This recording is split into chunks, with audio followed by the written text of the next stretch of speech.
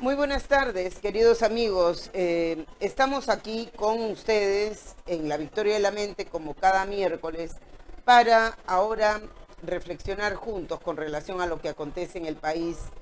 El tema de hoy es cultura tanática o violencia homicida. ¿De qué estamos hablando? Ya hemos tenido un programa anterior en el que hemos hablado de violencia y hemos hablado de la violencia doméstica, hemos hablado de la violencia psicológica, hemos hablado también de la violencia física y por supuesto de las características del feminicidio también, porque últimamente el Perú se ve teñido por estas circunstancias dolorosas, dramáticas y por supuesto que interpelan a la humanidad el día de hoy. Hemos querido traer un poco a la reflexión, estimados amigos, si es que estas circunstancias de violencia que están aconteciendo en el país, que todos vemos con estupor, que vemos con absoluta sorpresa, pero también con indignación, los hechos nos pueden colocar en una situación de reflexión profunda, pero también nos interpela, también nos convoca, también nos exhorta para incorporarnos en este debate nacional y por supuesto para pedirle a las autoridades una respuesta que revele efectivamente una voluntad para la defensa de la ciudadanía, de las mujeres que estamos en este país en condiciones de indefensión.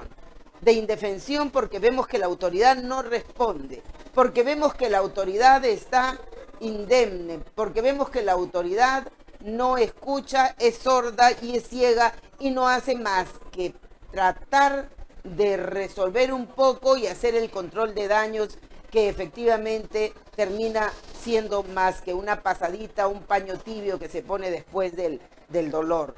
Y entonces los problemas siguen ahí, los problemas siguen generando otros problemas más. El caldo de cultivo sigue ahí y no nos estamos dando cuenta porque no estamos haciendo absolutamente nada para confrontarlo. ¿Qué tenemos que decir las mujeres? ¿Qué tenemos que decir quienes estamos vinculados quizás al quehacer de la salud mental? ¿Qué tenemos que hacer los padres de familia, las madres de familia que están en sus casas esperando de repente de manera indefensa actuar en función de las contingencias que pudieran ser dramáticas y que pudieran ser dolorosas para con sus hijos? ¿Qué están esperando nuestras autoridades? Estos últimos días no solo hemos visto ya nomás el tema de... Hace poco trataba yo el tema del feminicidio, por cuanto la presencia dramática del fulano que quemó a su ex esposa, a su ex mujer, y que había sido pues materia de una reflexión bastante puntillosa porque teníamos que enfrentar el tema de la condición del feminicidio. Sin embargo, los temas de violencia no solo no se han detenido, a pesar de la respuesta que pudiera tener de repente la policía, de repente los operadores de justicia de manera muy tibia y tardía.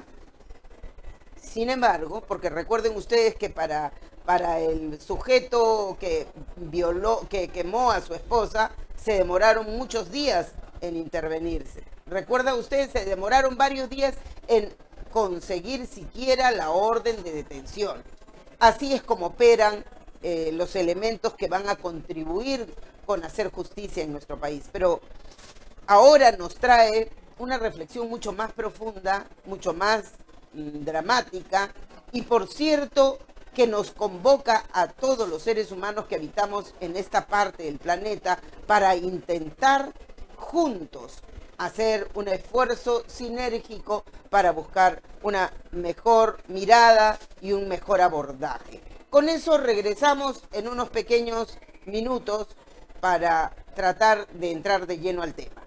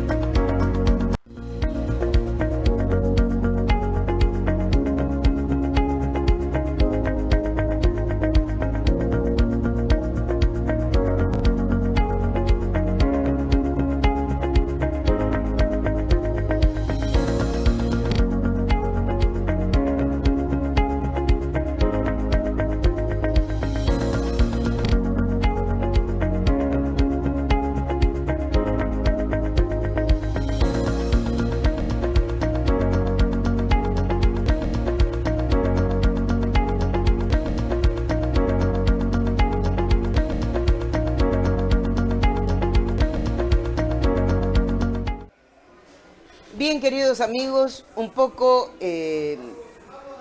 realmente consternada, sorprendida, indignada, pero sobre todo eh, con mucha intensidad para buscar esfuerzos con otras personas, con otras mujeres, con otros profesionales, buscar que de repente las autoridades locales, regionales y por supuesto de alguna manera si no se escuchan en el gobierno central, aunque no sé si es un abuso de lenguaje decir gobierno central para referirnos a la gestión actual de la señora Boluarte, porque notamos que al parecer la señora Boluarte no solo está en piloto automático y los ministros van haciendo lo que pueden, sino que además no está tomando nota de lo que acontece en el país, no está cotejando lo que está pasando en el país, no está tomando nota de cuál sería la importante intervención de los diferentes ministros para hacer un abordaje más concienzudo, más prolijo y por supuesto más técnico para resolver los problemas que estamos enfrentando. No se trata ya nomás del acto de homicidio, no se trata nomás de la violencia per se, no se trata de la persecución o el acoso, no se trata solo del hecho que ha terminado con un desenlace fatal y la muerte de algunas mujeres, niñas y mujeres adultas en este proceso de develamiento de esta pequeña y frágil humanidad que estamos mostrando en estos últimos tiempos en el mundo entero, me parece, pero que hoy con dolor tenemos que expectar aquí en el Perú. Esto, por ejemplo, nos da lugar a reflexionar un poco sobre lo que está aconteciendo y a reflexionar sobre los orígenes de por qué está aconteciendo. No solo se trata del acoso, de la persecución, de la amenaza, de la acción de repente coactiva, violenta y agresiva que puede tener el marido frente a la amenaza de su mujer porque se quiere ir, porque hay una separación de por medio, porque me llevo a mis hijos o por lo que fuese en el ámbito doméstico, una relación vinculada a este tipo de cosas que puede estar generando una reacción emocional disruptiva, violenta y en ocasiones termina con un desenlace fatal y la muerte muchas veces de las mujeres, generalmente, por cierto, de mujeres que han venido soportando violencia psicológica y emocional. Yo subrayaba en el programa pasado que estos acontecimientos no son aislados y no ocurren por casualidad, que estos acontecimientos ocurren generalmente porque la violencia psicológica, la violencia emocional, la violencia esta que va por debajo erosionando, que va por debajo subliminalmente lesionando la autoestima, empequeñeciendo el autoconcepto, destruyendo esta autoestima que podemos desarrollar progresivamente en el curso de nuestra vida y en el curso también del conocimiento de nuestras conquistas y logros. Pero esa autoestima que debe crecer con nosotros, que nos da seguridad, que nos da una mirada de nosotras mismas, probablemente si es sometida a un permanente bombardeo psicológico, devastador, destructivo, lesionante y frecuente, que lo recibimos desde la casa de parte del maltratador de la pareja, que nos está diciendo tú eres inútil, tú no sabes, tú no puedes, esta contaminación permanente que recibe una mujer a lo largo de su vida y que provoca probablemente una respuesta mayor con relación a estos actos de violencia, porque no olviden ustedes que las primeras características de una relación violenta es la que acontece en un marco en donde el violentador acorta en la víctima las formas de comunicarse con otras personas. Le dice, tú no puedes hablar con fulana, con sutana, porque cada vez que te encuentras con ellas te pasa algo. Bueno, inventa mil y una excusas, así fuera su familia, para ir recortando la posibilidad de su comunicación con ellos. Es decir, va maniatándola emocionalmente, va quitándole el círculo de sostén, va quitándole su círculo de apoyo, va quitándole esas tablas de salvación que pudieran existir en algún momento. Se lo va quitando y la va dejando sola, y la va dejando indefensa, y la va dejando más frágil. Cuando eso sucede, les decíamos, las personas están vulnerables porque está emocionalmente vulnerable. Empieza a pensar realmente que es tan inútil, empieza a pensar realmente que no le va a ir bien, que va a tener una respuesta negativa, que no lo va a lograr, y esta conclusión a la que llega es resultado de ese menoscabo que ha sufrido su personalidad de modo permanente. Pero ¿qué sucede ahora? Ya no estamos hablando de esto porque de eso nos hemos ocupado todo un programa en ocasión anterior. Estamos hablando de las circunstancias contextuales que vienen sucediendo y que cobijan estos actos fatales en donde hay finalmente la muerte de una persona. Fíjese usted, le vamos a pedir a la producción que nos ayude con algunos titulares, no quiero poner imágenes, pero titulares, que nos hagan un poco la mención de a qué hechos nos estamos refiriendo, porque vamos a tratar el tema de manera profunda para que ustedes puedan cotejar. La niña que fue agredida por poner resistencia se encuentra en UCI, ya sabemos el desenlace, recuerdan ustedes, ya sabemos el triste desenlace en este caso que aconteció con respecto a la niña. Pero aquí encontramos un caso adicional ocurrido en Puno, dramática circunstancia para nuestros amigos y compatriotas en Puno. Como dijera mi madre, tras cuernos, palos. Enfermera violada y torturada en Puno, que terminó siendo trasladada, por cierto, para ser sometida a una serie de operaciones. Ahí nomás le vamos a pedir a la producción que no queremos ver imágenes, pero todo esto forma parte de un conjunto de agresiones y de violencias que vienen acorralando a las mujeres en esta parte del mundo. ¿Qué está pasando para que, por ejemplo, en el caso de la niña, como ustedes han podido seguramente conocer los detalles, los prolegómenos vinculados a este caso, en donde la niña fue atacada con arma punzocortante y terminó, por supuesto, en una circunstancia bastante grave, no solo porque el ataque fue brutal y sufrió múltiples traumatismos craneoencefálicos la niña, pero también ha acontecido ahora con la enfermera, que ha tenido que ser sometida a operaciones de emergencia porque literalmente la han destruido por dentro. No solo es el acto de la muerte, es el acto de la matanza, el acto de la violación en sí misma, sino es todo lo que aconteció en ese contexto, todo lo que ha formado parte de ese contexto, en donde hemos notado que esa tortura, que esa destrucción, que el afán destructivo, que el odio mortal que estaba en cada una de las acciones de los agresores, se ha podido visibilizar en la acción contra esta enfermera. ¿Qué puede hacer tan, digamos, tan dramáticamente pesado? ¿Qué pudiera ser ese elemento que pueda concitar o que pueda merecer un ataque tan brutal y tan ignominioso y salvaje? ¿Qué pudiera haber detrás de un ser humano?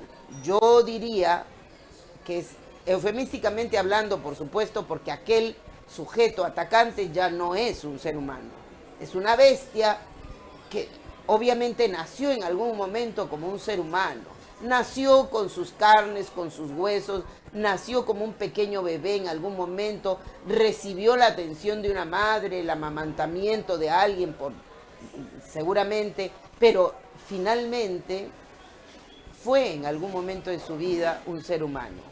¿Qué puede acontecer en el cerebro, en la mente destructiva de una persona para que finalmente luego, ya en estos momentos ulteriores de su vida, terminen convirtiéndose en ese salvaje, en ese sujeto infrahumano que actúa de una manera tan perversa y tan destructiva. Por eso el día de hoy traíamos el tema de la cultura tanática. ¿A qué nos referimos cuando hablamos de esa cultura tanática? Nos referimos a todos estos acontecimientos que viene enfrentando el mundo, no nosotros nomás, que viene enfrentando el mundo, donde el Perú es parte de esto porque está siendo precisamente depositario de un conjunto de elementos de contaminación a los que no, por desgracia, no nos podemos sustraer. Esto ocurre, por ejemplo, como estamos notando, a los poderes hegemónicos de la sociedad global, en donde estamos notando un proceso sostenido de deshumanización. Deshumanización en la que encontramos varios, digamos, características comunes. La ideología neoliberal, todas las características que vienen consigo trayendo después de iniciar la posmodernidad, que viene acompañando un culto especial por el individualismo. ¿Qué significa eso? Un culto especial, primero tú, segundo tú, tercero tú, no importa los demás. Tú tienes que tener éxito, tú tienes que ganarle, tú tienes que ser competitivo, tú tienes que ser mejor que el otro, tú tienes que ser el líder, ese individualismo del que yo vengo hablando hace bastante. Lo he señalado en diversos escenarios y he advertido precisamente que esta tendencia de nuestra sociedad a gestionar de manera grandilocuente, a impulsar, subrayar, destacar el individualismo como herramienta de crecimiento, como herramienta de desarrollo, es peligroso, lo he dicho en varias ocasiones. Pero ese individualismo mortal tiene una consecuencia que va absolutamente dirigida a este escenario y es a la destrucción de la familia natural. Esa familia que conocemos, mamá, papá, hijos, esa familia que incluye tal vez abuelos o que incluye tíos en una familia abierta, ya no solamente en una familia nuclear, esa familia que es en sí misma natural está en riesgo porque está bajo ataque, está en riesgo de extinción. Hay características sociales, políticas, económicas y jurídicas que están confluyendo en este proceso de destrucción de la familia natural. ¿Para qué? Para terminar en un escenario en donde se empuje el carro para construir, acentuar, reforzar a la familia proveedora. Ya no tienes que obedecer a tus padres si tienes más de 20 años o de 18 años. No, ellos tienen la obligación de mantenerte. Ellos tienen la obligación de darte los alimentos, de darte los estudios. Pero tú ya no los tienes que obedecer por si acaso, ya no los tienes que tomar en cuenta por si acaso. Tú puedes hacer lo que te dé la gana en tu vida. La familia natural convertida por efecto del peso de las políticas en familia proveedora. Te doy lo que necesitas. Te doy el televisor, el celular, la salida, qué sé yo, porque después se me enfrenta, después me genera problemas. No, entonces hay una condición allí materialista en primer lugar que está deformando la idea de la familia. Entonces, queridos amigos, tenemos aquí a una serie de características que vienen precisamente con eso. Vamos a venir con eso, le vamos a pedir a la producción unas imágenes que nos ayude para ir mirando cómo se está presentando esto. Un par de minutos.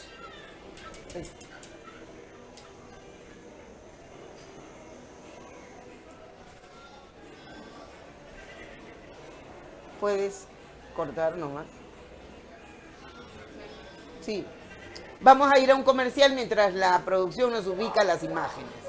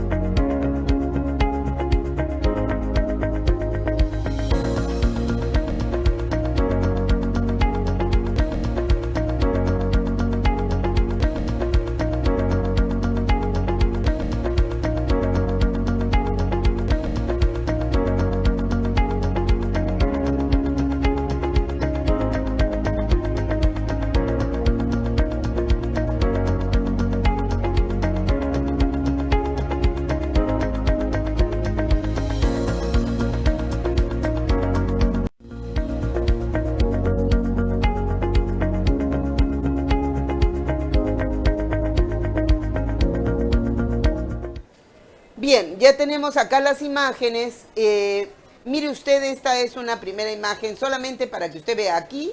Hay coacción, hay amenaza, hay represión. Por supuesto, esto es violencia física, además de psicológica probablemente, porque ahí estamos notando un discurso amenazante. No hables, no digas nada, ya sabes lo que te va a pasar si dices, si me desobedeces, etc. Hay muchas imágenes que hablan por sí solas, que es lo que viene aconteciendo en el contexto de esta violencia que estamos enfrentando. Le decía, mire usted, esto es la amenaza de alguien, puede ser incluso de un padre, puede ser de alguien de la familia, ciertamente, pero que está, quizá no ha golpeado, pero está listo para golpear. Probablemente el discurso retórico sea un discurso de amenaza, de minusvalor, de ataque frontal contra la autoestima, yo lo he dicho varias veces, y es absolutamente destructivo. Cuando alguien se siente amenazado de esta manera, no solo tiene, por supuesto, en tela de juicio su estado emocional y su seguridad en ese momento, sino que además no responde. Muchas personas no alcanzan a responder porque la situación del miedo es tan grande, el cortisol sobreabunda en su cuerpo y por lo tanto está sometida a un estrés tan alto que no atina a responder, no atina a pensar con claridad, no atina a defenderse tampoco. Tenemos algunas imágenes que yo quería hacer notar precisamente para que ustedes se den cuenta de lo que viene aconteciendo, que usted lo ve en las calles, tal vez lo ve en su casa. Aquí está. Este desenfreno, déjalo hacer, es joven, déjalo hacer, tiene derecho, es su vida, pues tiene derecho a divertirse, nos coloca en una situación, todo eso es cierto que tienen derecho a divertirse, es cierto que tienen derecho a disfrutar de sus congéneres, es cierto que tienen derecho a participar de situaciones en donde probablemente compartan con otras personas de su misma edad, donde comparten intereses, por cierto, pero lo que también es cierto, que vinculado a eso estamos dándole una característica, está tomando una particularidad este tipo de escenarios que consideramos hedonistas.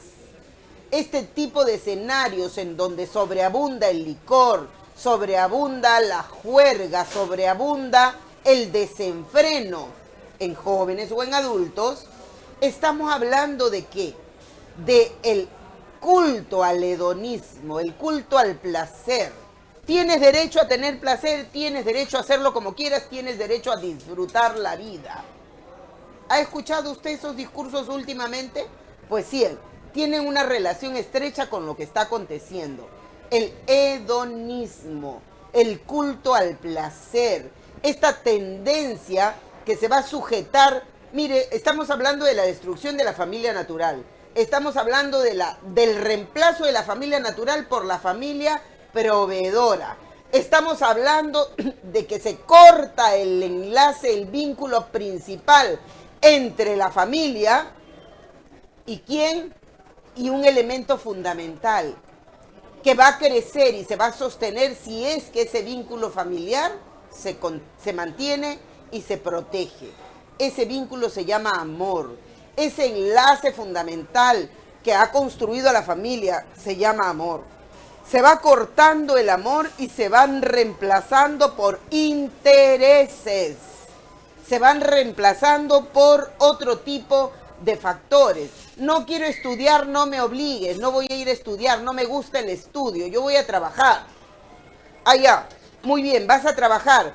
Y en lo que vas a trabajar, pagarás tus cosas, te pagarás tus... No, yo voy a venir a dormir, pero tú no me tienes que decir nada.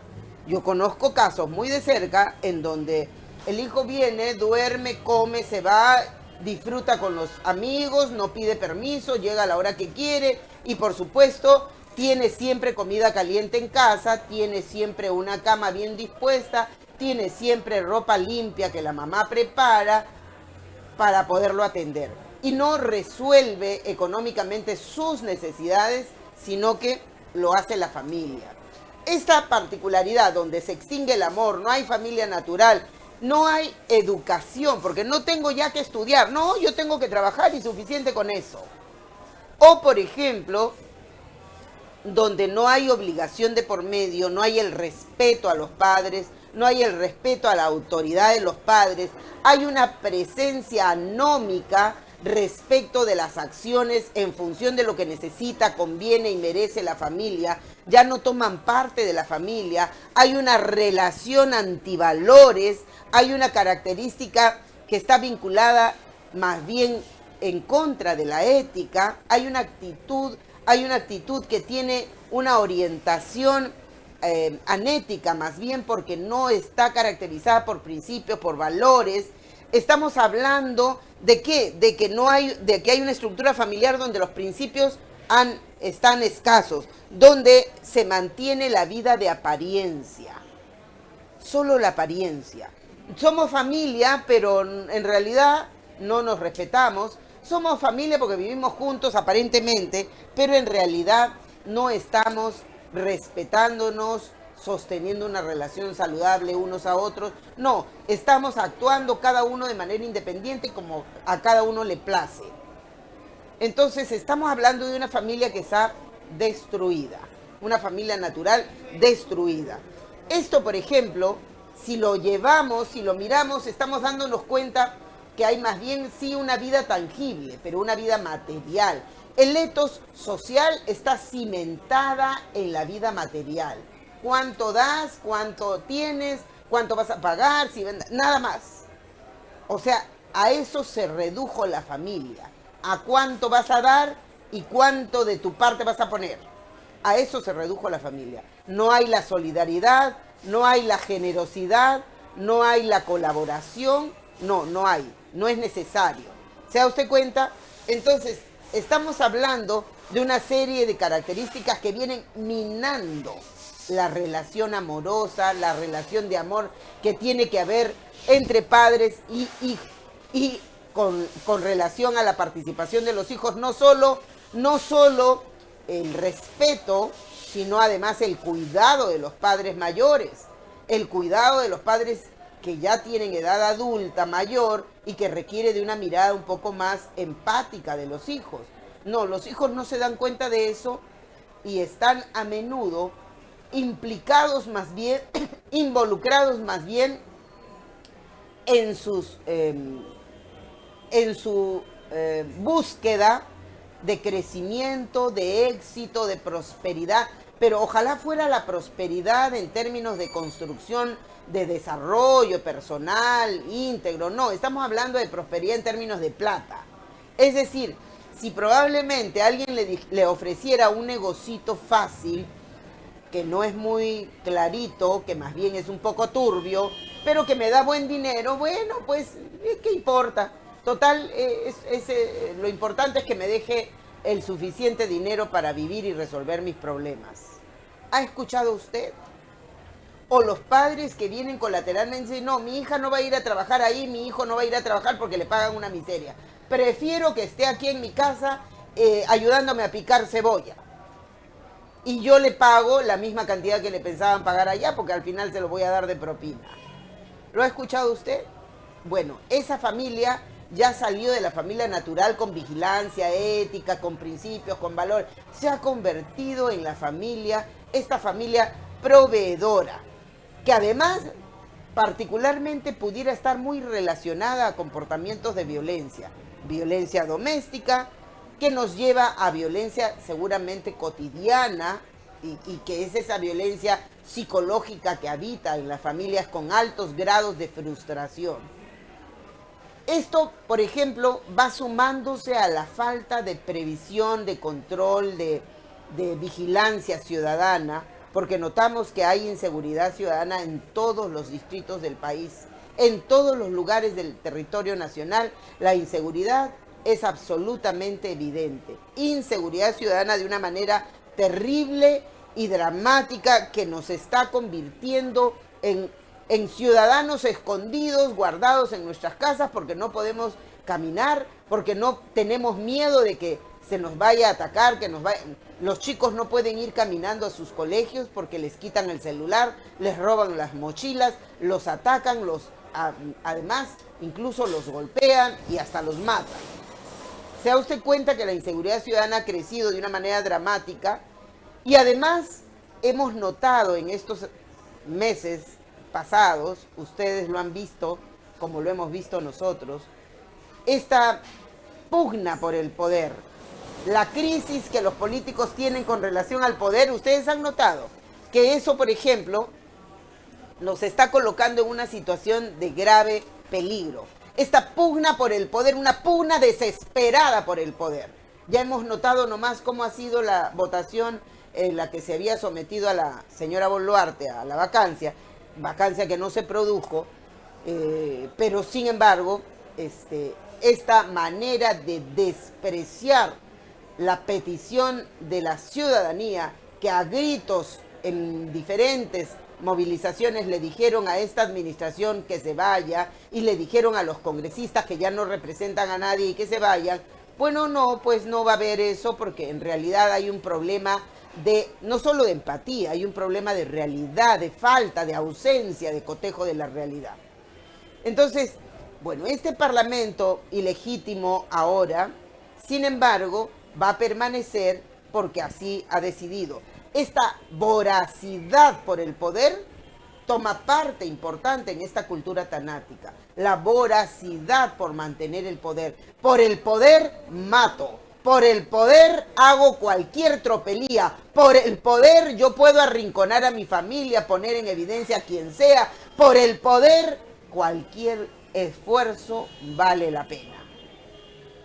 Esto es lo que ha acontecido en el Perú y lo que acontece ahora. Esa codicia que ha develado la posibilidad, por ejemplo, del crimen organizado. ¿A usted le queda alguna duda con relación a lo que ha pasado, por ejemplo, y se fueron descubriendo los cuellos blancos del puerto del Callao, los cuellos blancos en general que dominaban, por ejemplo, todo el Poder Judicial y que aún gobiernan allí tras bambalinas el Poder Judicial, el Ministerio Público? ¿Se acuerda usted del fatídico, tristemente célebre señor Inostroza que negociaba sobre la posibilidad de un fulano que había violado a un niño y le decía, ¿quieres que salga libre o quieres que le baje la pena?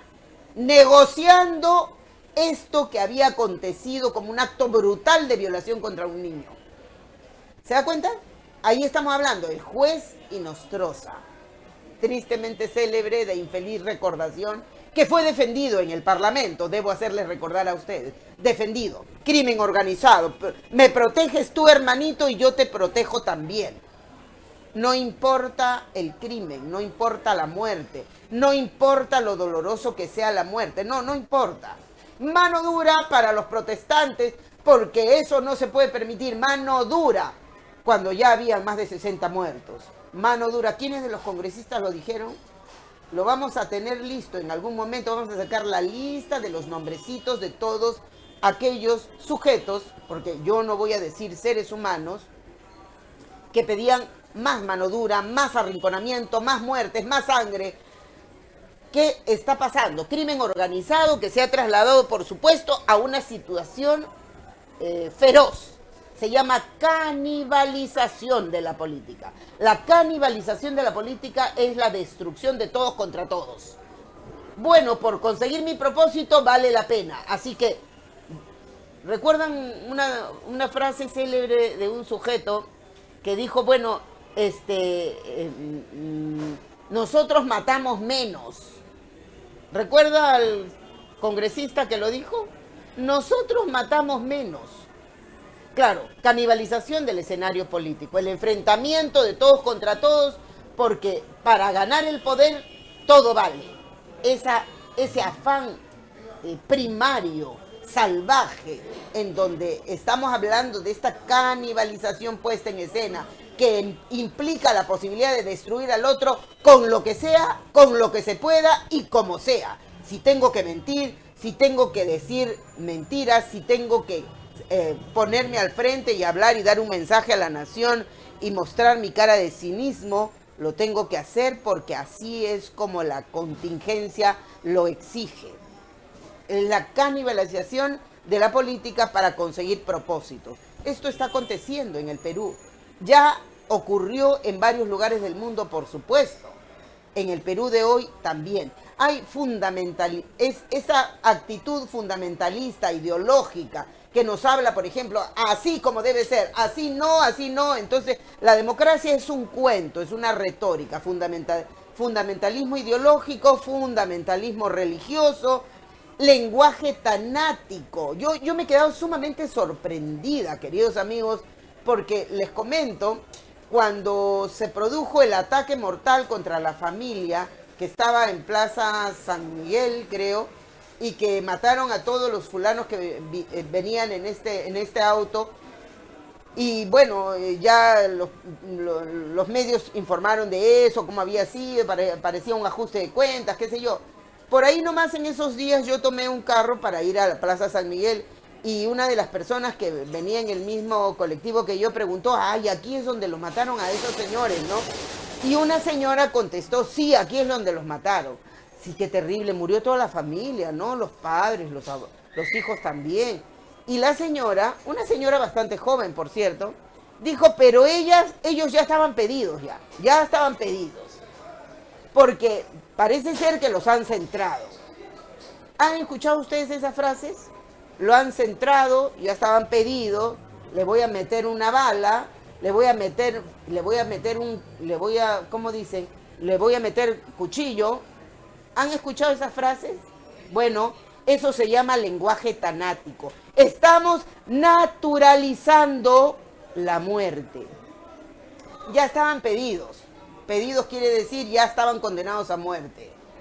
Los centraron, ¿qué quiere decir? Los colocaron en el lugar donde iban a ser asesinados. Te meto cuchillo, quiere decir te voy a apuñalar. ¿No? Y así por el estilo, este lenguaje es usado por mucha gente. Increíblemente ya no solo lo usan los delincuentes, porque es propio de la replana delincuencial, pero ahora ya no lo usan solo los delincuentes. Lo usa cualquier hijo de vecino que ya conoce lo que quieren decir esas palabras. Y entonces estamos hablando del uso del lenguaje tanático, estamos hablando del lenguaje que usan los delincuentes para la muerte, para el ritual de la muerte. Ya no nos sorprende, ya no nos conmueve, ya no nos asusta.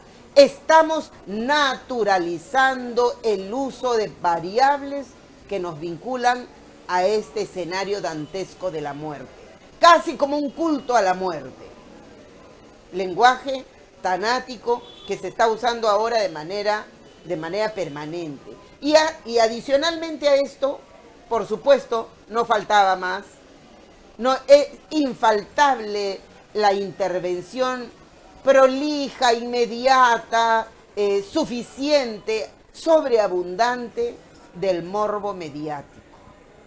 La prensa que cumple su papel, los canales de señal abierta que usted ya conoce, no los voy a mencionar porque no le pienso hacer propaganda, pero estos canales presentan la noticia una y otra vez y les ponen las imágenes más sangrientas y más dramáticas y salvajes posible, y el titular tan salvaje como le es posible pensar a aquel que está escribiendo el artículo: morbo mediático como agregado, como el punto que va encima de la I para que el producto se consuma mejor.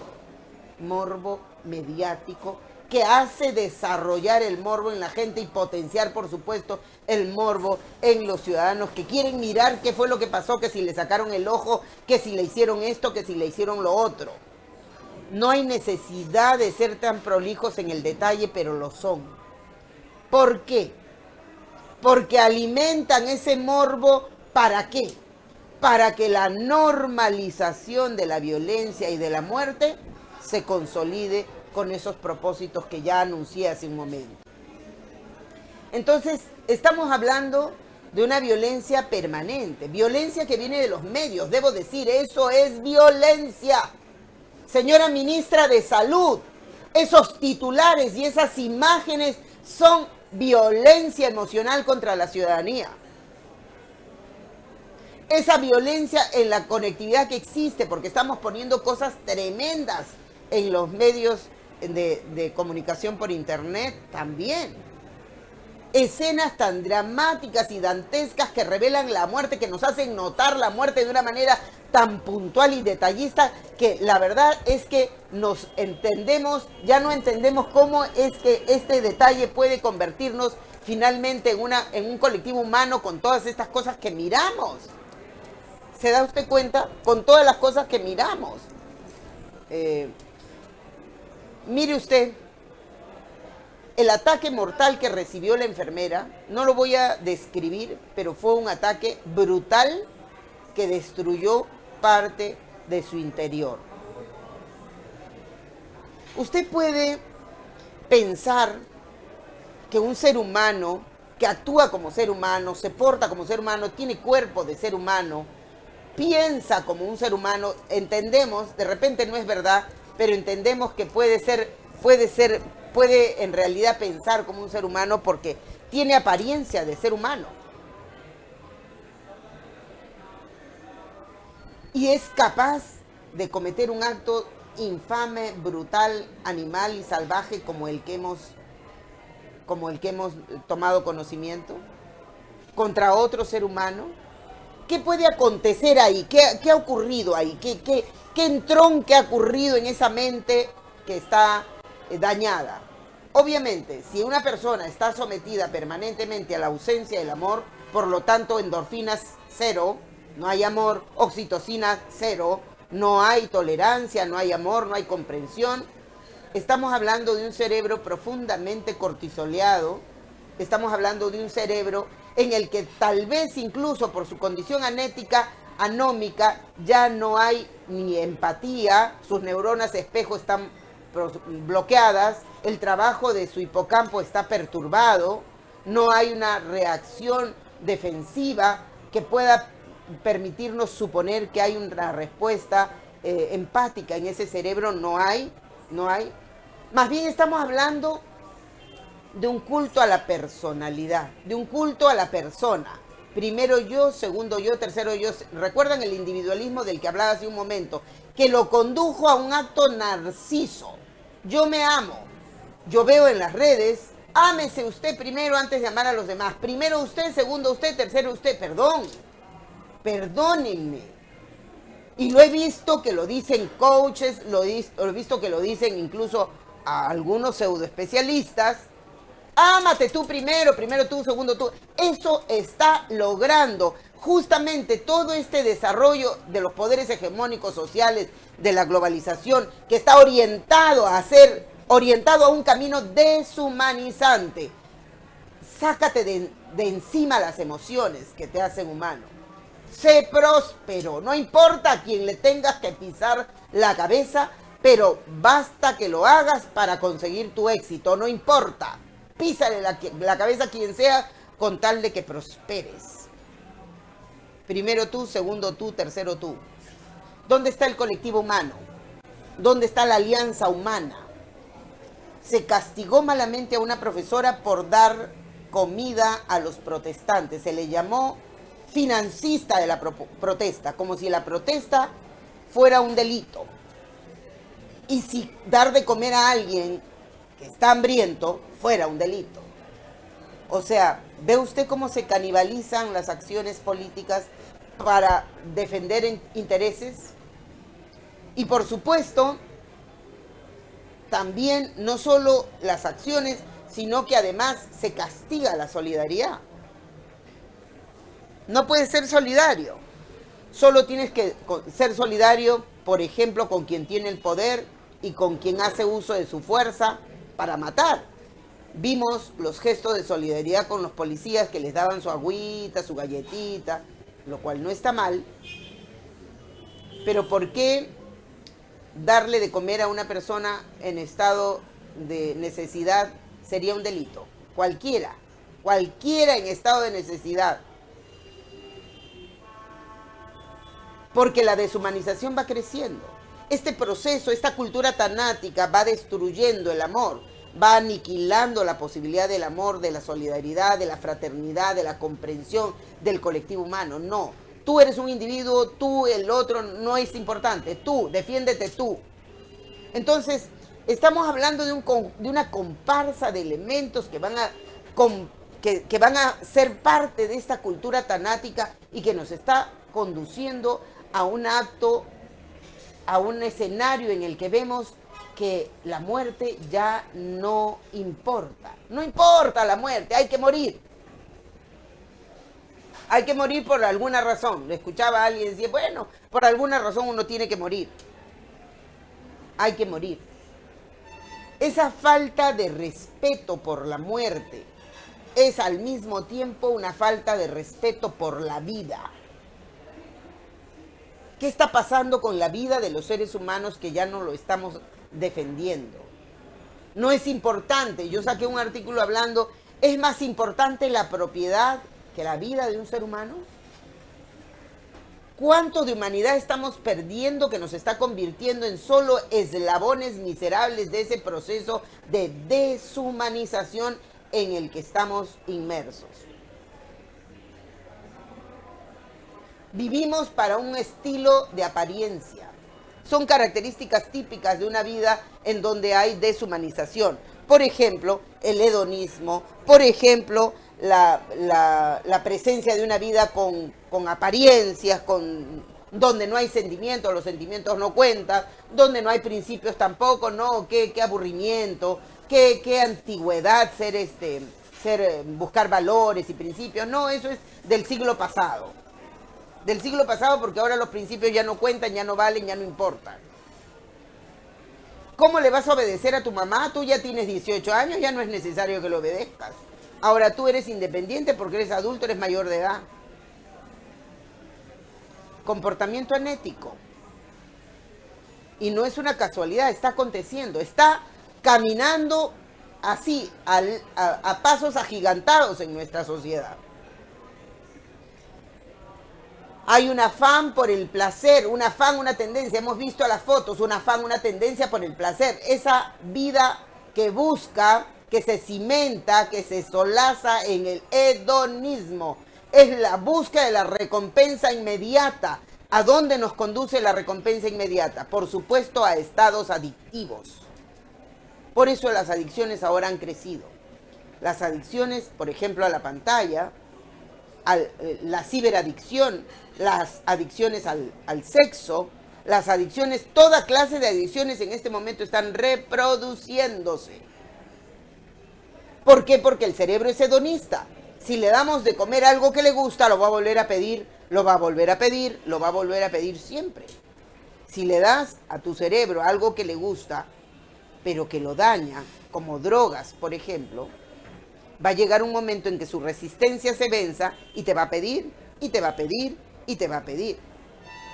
Se impone ese estilo de vida, el estilo de vida de la búsqueda de la recompensa. Estímulo-respuesta, estímulo-respuesta, estímulo-respuesta. No espero, espérate a mañana. No, yo quiero ahora.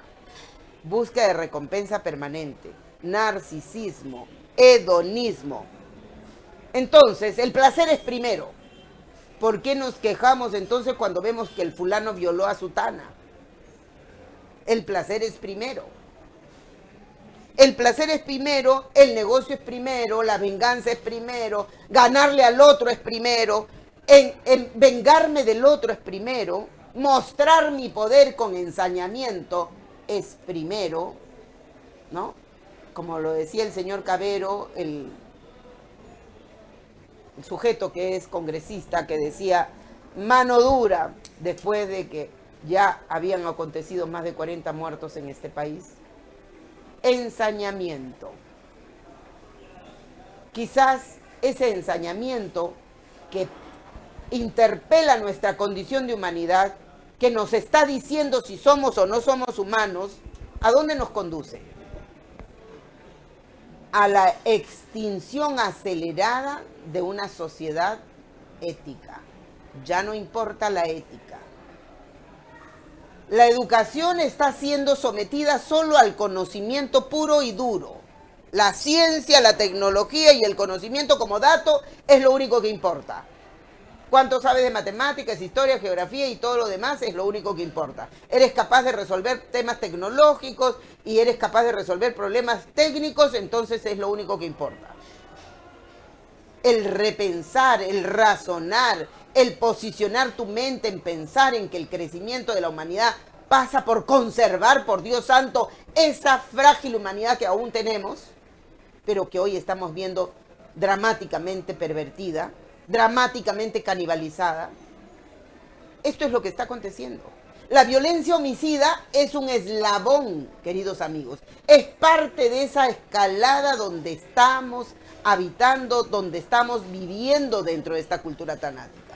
Parte de eso es ese lenguaje exitista, la prosperidad por encima de todo, la prosperidad por encima de todo, el crecimiento por encima de todo. No. Perdiendo nuestra humanidad, no. Convirtiéndonos en vulgares, salvajes, peones del crecimiento económico para alguien en desmedro de nuestra propia humanidad, no. Prosperidad sí, sin narcisismo, sin individualismo destructivo, sin desinformación mediática, sin canibalización de los escenarios políticos, sin políticas canibalizantes, aprovechadas y que hagan que la ciudadanía termine arrinconada en un proceso de entendimiento de que la muerte es lo normal. Acontece pues, la muerte es lo que acontece, es lo que ocurre. Existen características que son particulares en esta cultura tanática. Esas características, queridos amigos, son las que nosotros notamos. Esta vida materialista, esta falta de principios, esta sociedad antivalores, esta clase política mendaz, manipuladora, cínica, de doble vida, de doble discurso, de aprovechamiento sin vergüenza, de cinismo. Esta clase política que es capaz de ejercer, de pararse al frente y decirnos una mentira, haciéndole creer a la ciudadanía que es verdad, sabiendo que no lo es manipulación, es mendacidad, es procacidad, es vivir en una cultura tanática. Es una de las características de la cultura tanática. La violencia que usted vive en casa, la violencia doméstica, esa violencia que es resultado de la frustración, de la falta del control de las emociones, sí señor, es un episodio, es un eslabón de esta cultura tanática que es más grande. Lo que estamos viviendo ahora no es solamente violencia homicida, violencia salvaje y brutal homicida, no. Estamos viviendo la normalización de la violencia porque habitamos, porque alimentamos, porque aplaudimos una cultura tanática, porque tenemos una educación que no lo enfrenta con valores, porque tenemos una salud que no lo enfrenta con promoción de la salud mental. No existe salud mental. ¿Dónde está la promoción, señora ministra de Salud? ¿Dónde está la promoción en salud mental? Queremos que no haya violencia brutal, pero no alimentamos la promoción de salud mental. No hay promoción ni prevención en salud mental. No hay formadores de salud mental. Si no hay formadores en salud mental, no existe la salud mental. ¿Qué es la salud mental si no es el bienestar? ¿Cómo podemos estar en bienestar si veo que los policías matan a cualquiera, a cualquier hijo de vecino?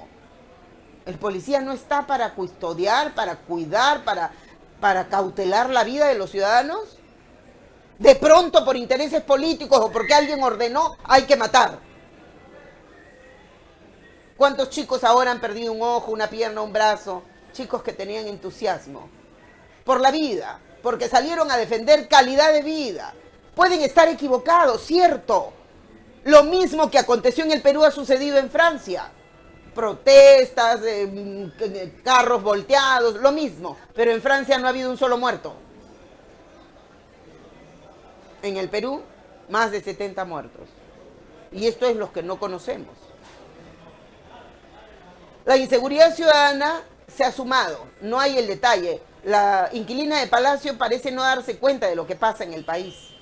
Hay una enfermedad que ha sido sodomizada, que ha sido torturada, que ha sido muerta, que ha sido intervenida brutalmente.